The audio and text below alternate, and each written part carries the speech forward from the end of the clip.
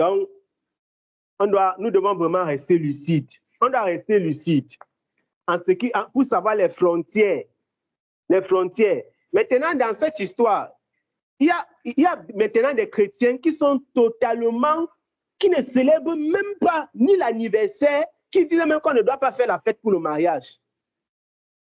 Ils ont des raisons propres à eux de le dire. Et si quelqu'un ne célèbre pas l'anniversaire ou bien le mariage, personne ne peut l'accuser. Parce qu'en réalité, on ne célèbre pas l'anniversaire ou le mariage pour faire plaisir à Dieu. Non, ce n'est pas une loi ni une doctrine biblique de faire les anniversaires et les mariages. C'est parce qu'on a choisi de le faire. Le mariage, c'est quelque chose de culturel. Il y a les villages où le mariage, c'est que tu vas partir seulement voir les parents d'une fille et tu donnes le bois. Le mariage est déjà fini. Il y a des villages où on t'oblige que s'il n'y a pas la fête, non, tu ne pars pas avec notre fille. Maintenant, si tu pars épouser une fille dans la famille, là, tu vas faire comment? Tu vas dire que moi, le frère Gaël, j'ai décidé que je ne vais pas faire la fête. Tu vas créer le désordre et le scandale. Et c'est aussi pour ça que beaucoup de chrétiens se retrouvent à être à être cause des scandales dans les familles. Parce que tu arrives dans une famille, tu veux appliquer une loi en te basant sur les Écritures. Pourtant, la loi là n'est pas une obligation. Je prends un exemple. La Bible dit que la dot, vous connaissez la dot n'est pas obligatoire. En réalité, dans les Écritures, on dotait une fille si elle était vierge. Maintenant, si moi, je me lève, je n'ai pas doté une fille, enfin, je n'ai pas épousé une fille.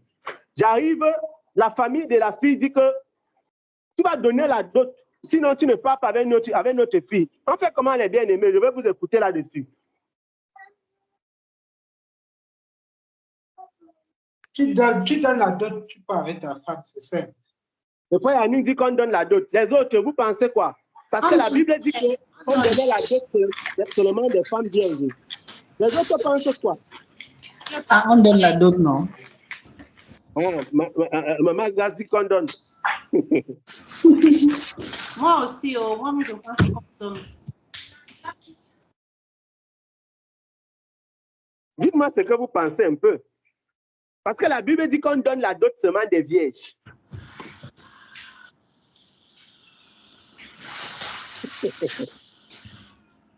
Vous savez pourquoi je prends l'exemple ici? Oui, oui. Moi, je pense qu'il faut donner, en fait. Ok. Maman, il y a le frère et la soeur qui voulaient intervenir. Et après, je vais vous expliquer pourquoi j'ai pris l'exemple là. Oui, c'est un très bel exemple. Je voulais dire que dans ce cas d'espèce là, pour ne pas entacher le témoignage qu'on a, on se plie aux exigences des parents et on donne la dot, pas parce qu'ils ont accepté ou bien connaissent, mais c'est pour éviter que le mariage ne soit pas validé.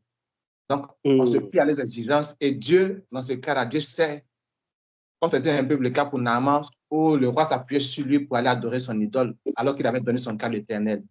Donc, il y a des entorses comme ça que Dieu permet qu'on puisse faire pour qu'on puisse garder le témoignage de la sainte doctrine, de bons témoignages de la fraternité. Voilà. Il y a des situations que Dieu permet qu'on puisse faire. Amen. Amen. Je connais une histoire, mes bien-aimés. Je reste un jour, après un frère m'écrit seulement. J'ai dit que vous savez, quand tu vois les gens des messages, ça entre comme ça entre sur Messenger. C'est-à-dire que quand je lisais les messages, je sentais que si j'étais en appel audio avec le frère, là, il allait seulement crier. C'est fort ici en Côte d'Ivoire. Il dit que c'est comment le frère? C'est un frère que vous connaissez, le frère Esmel. Il me dit qu'il y a le désordre ici. Le frère Gaël, je ne sais plus quoi faire.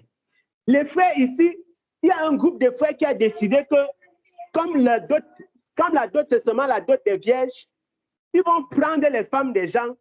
Je vous donne un exemple de quelqu'un que vous connaissez, le frère Esmel. Certains d'entre vous, en tout cas, connaissent.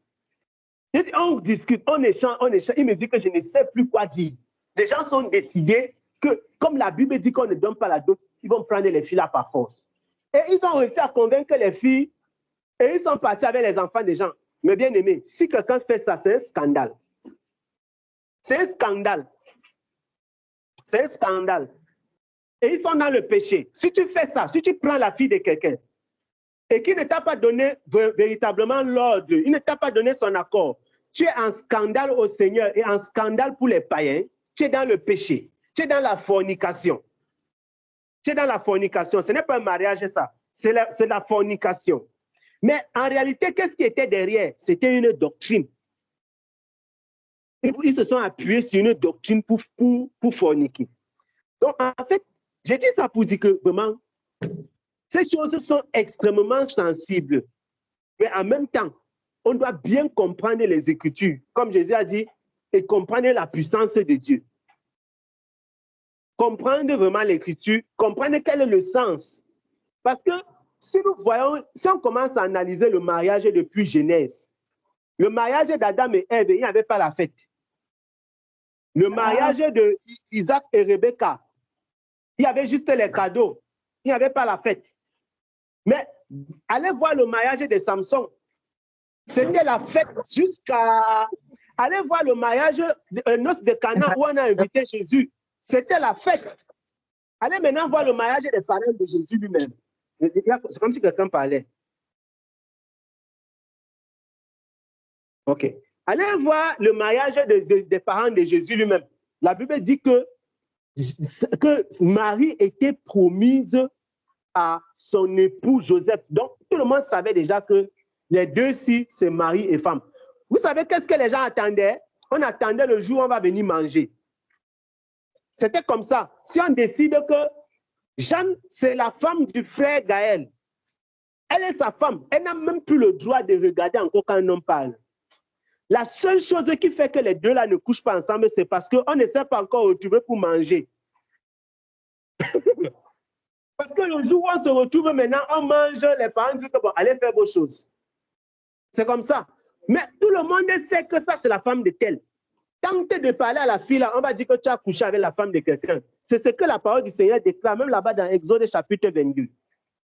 On dit que si tu rencontres une jeune fille qui n'est point encore fiancée, donc quand une fille est déjà fiancée, c'est la femme de quelqu'un. Et donc tu n'as pas le droit de lui adresser la parole pour la draguer.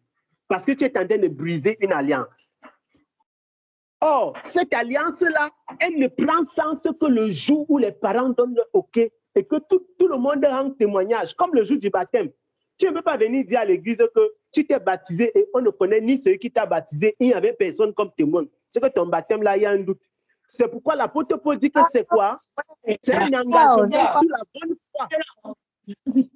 Quand tu dis que tu t'es baptisé au nom du Seigneur Jésus-Christ pour le suivre, ça veut dire que tu t'es engagé, les gens étaient au courant, il y a des témoins. Tu peux dire que voilà la personne qui m'a baptisé, on va savoir, on va le voir.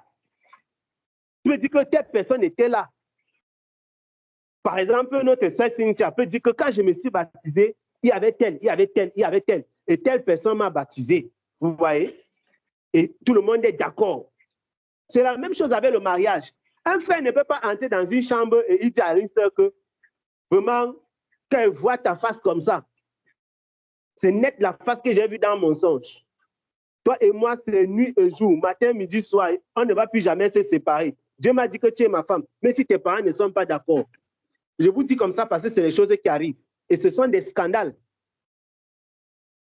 C'est des scandales.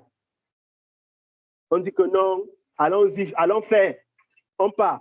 Et les parents ne sont pas d'accord. On scandalise dans le peuple du Seigneur.